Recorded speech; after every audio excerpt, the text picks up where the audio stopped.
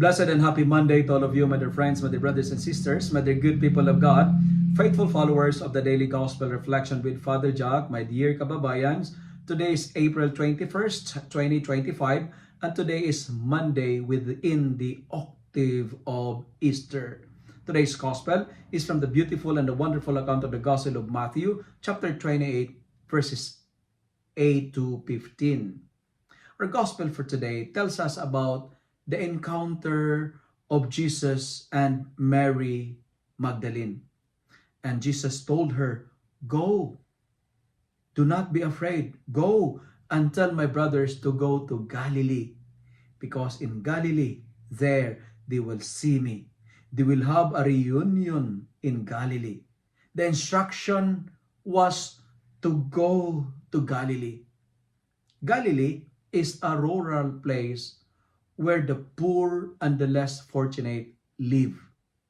In Galilee, they will find the Lord.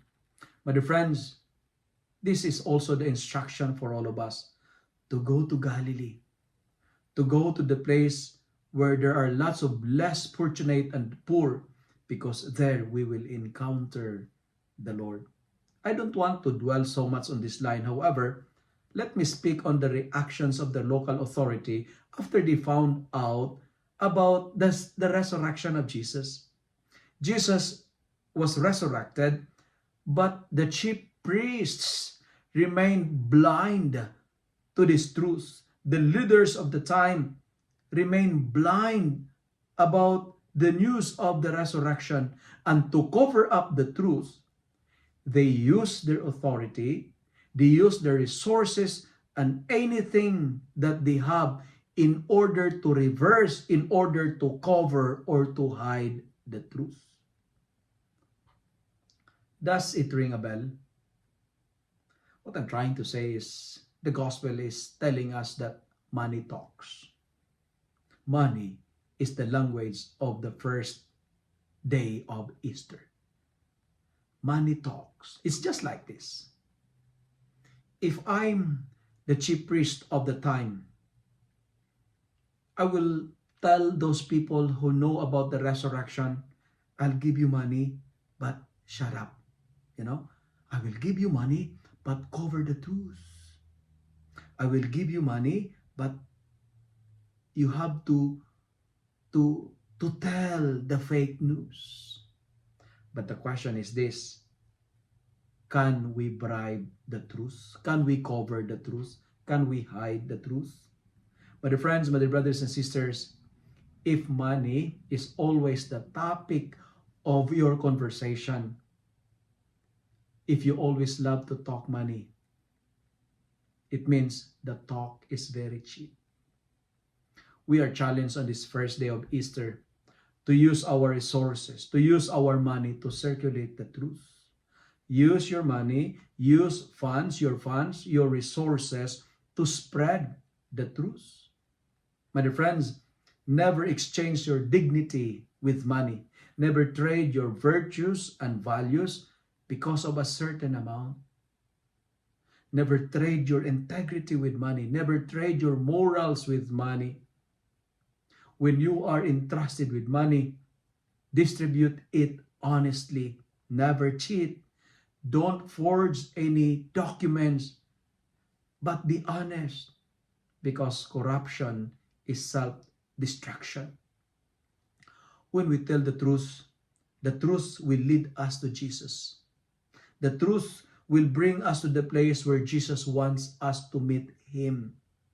The truth is the only vehicle that will transport us to Jesus.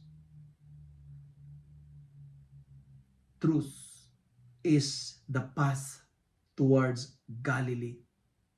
Friends, follow that path. Follow the path of truth. And there are two kinds of responses to the resurrection. Number one, by following the example maybe of the chief priests. Denial. God was resurrected, but like the chief priests and the leaders of the time, they deny it. They would like to cover the truth. Denial means using money to bribe the truth.